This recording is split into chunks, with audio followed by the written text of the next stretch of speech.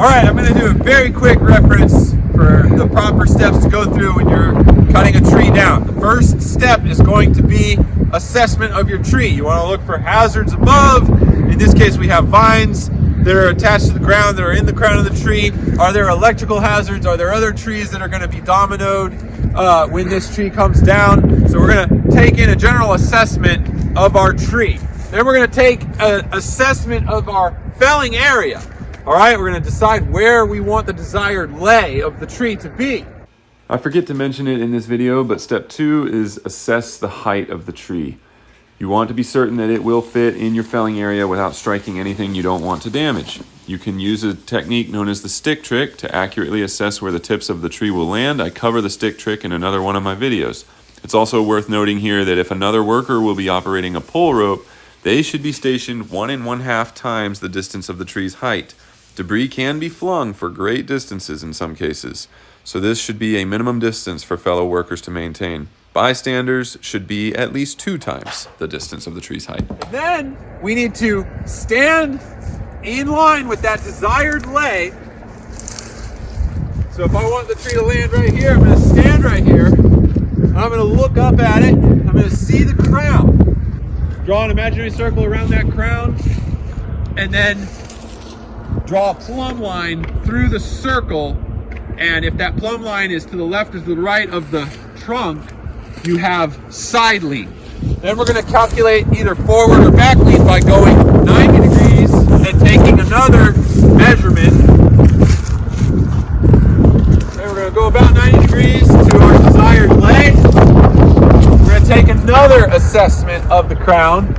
Again, looking up into the crown, drawing a circle around the entire crown and then a plumb line through that circle. And we can see that this tree has just a little bit of back lean. Back lean is easier to deal with than side lean, okay? Because we don't have to worry about the hinge breaking with back lean as we do side lean.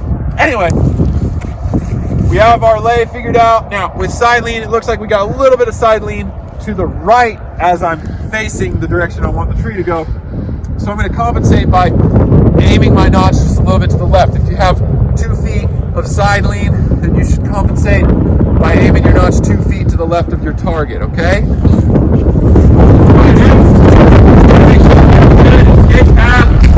going to get rid of some of these tripping obstacles. We're going to cut these vines. We don't want anything attached to this tree as it's falling down.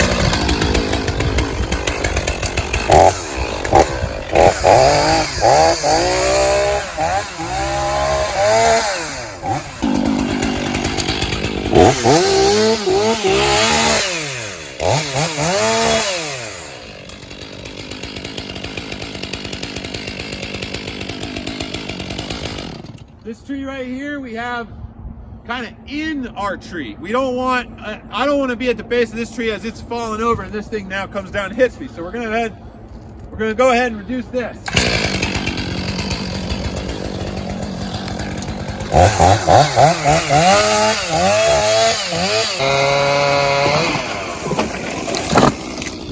So I've gotten rid of my overhead hazard, determined my escape path. Let's do the notch.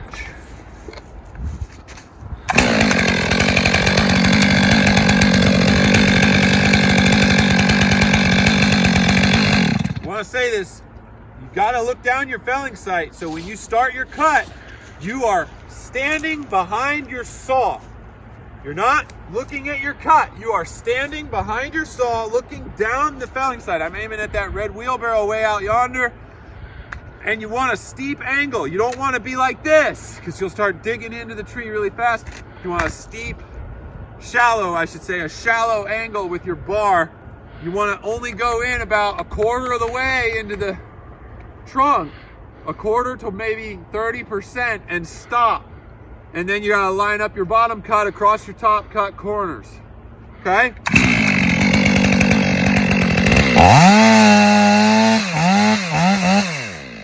Once I've started my cut is now, my bar and chain are in the cut. Now I can look at it. All right? You gotta start your cut while you're standing behind your saw looking down your felling sight, but once you start it, you can come on down.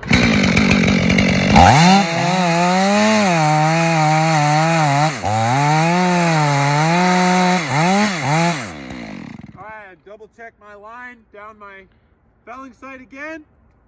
I stop when I'm about 80% of the diameter. All right, from corner to corner, I'm about 80% of the total girth of this tree, so I'm gonna stop. Now I'm gonna use my top cut as a window to look through as I line my bottom cut across. I'm gonna go from this corner to this corner. I'm gonna look through my top cut, looking for this chain to come around. And once I see that chain through my window of my top cut, I'm gonna stop. That way I don't do a bypass.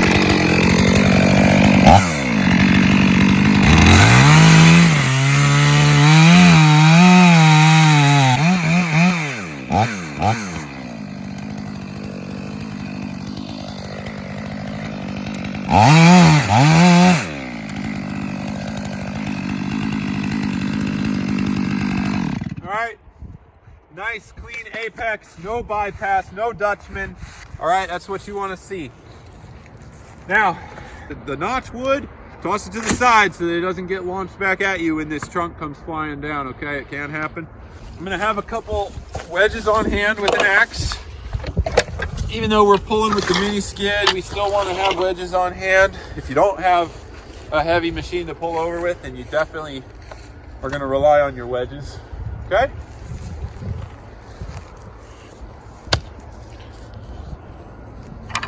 Since I have a 70-degree open face cut, I can come in even with my apex. I don't have to come in an inch above or any of that. If you're doing a conventional notch, then you would want to come in just a little bit above, and that keeps the stump from sliding back down at you once the notch closes.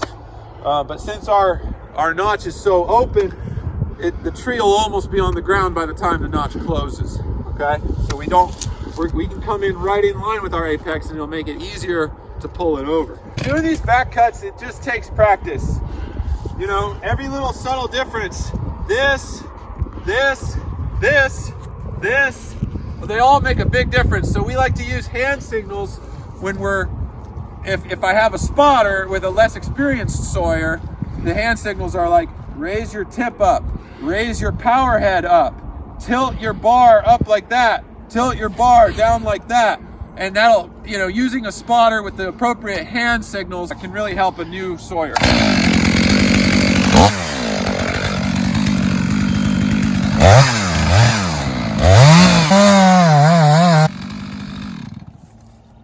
Alright, really quick, let's talk about what my bad side versus my good side are.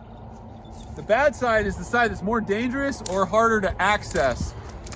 In this case, it's easier for me to escape this way, but this is kind of my bad side because I've already established that I have more side lean on this side. So I don't want to run this way in the event of something going wrong.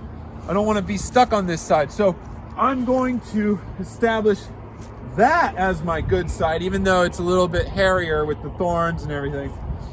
I'm going to be on that side of the tree once it's time to pull this thing over.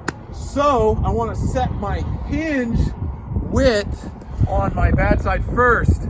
If I set my hinge width on my bad side first, I still have a lot of wood on the other side that's intact holding that tree. Then I can go over to the good side, set my hinge on the good side. And as I'm coming through clearing that wood, my hinge is already set on the bad side. The tree will start to go over and I'm on the good side of the tree. I'm on the safer side of the tree once the tree starts to move.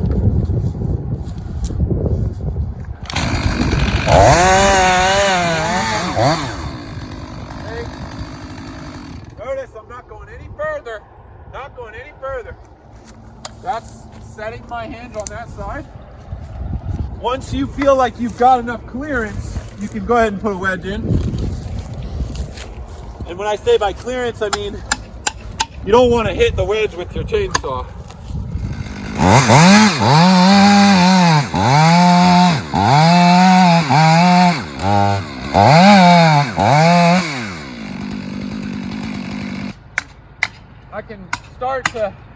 I can start to chase my cut with these wedges as I gain clearance. Now, to avoid having a diamond-shaped hinge, that means it's thicker in the center than it is on the sides. We need to know where our bar is. We want our bar to kind of just, the tip of our bar to stay right here, and then just sort of bring the power head along.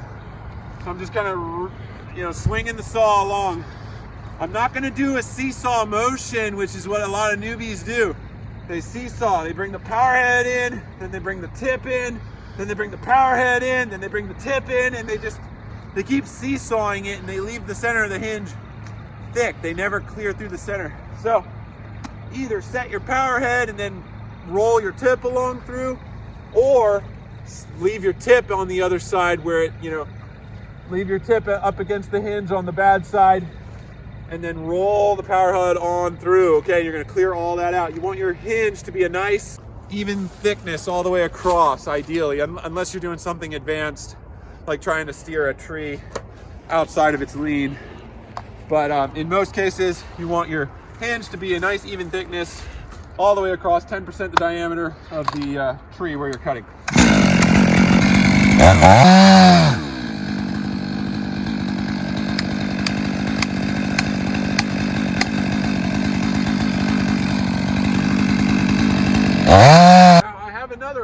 On this saw, and that's this line going like that. I can aim that, and I can kind of get an idea of where my tip is probably at.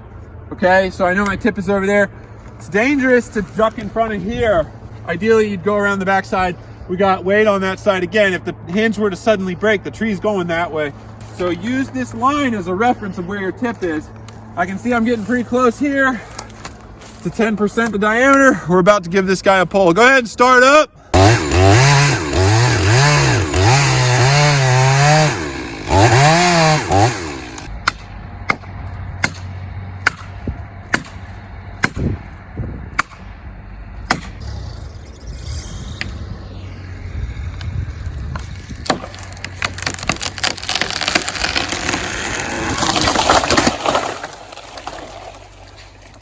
Those are the basics. It's the steps you got to go through. Not every tree is going to be this challenging. Start with small trees that are straight up and down with no side lean, no back lean, and just kind of get the fundamentals. And little by little, you can start taking on more challenging trees and using wedges and pull ropes to help you overcome the odds. So, all right, be safe.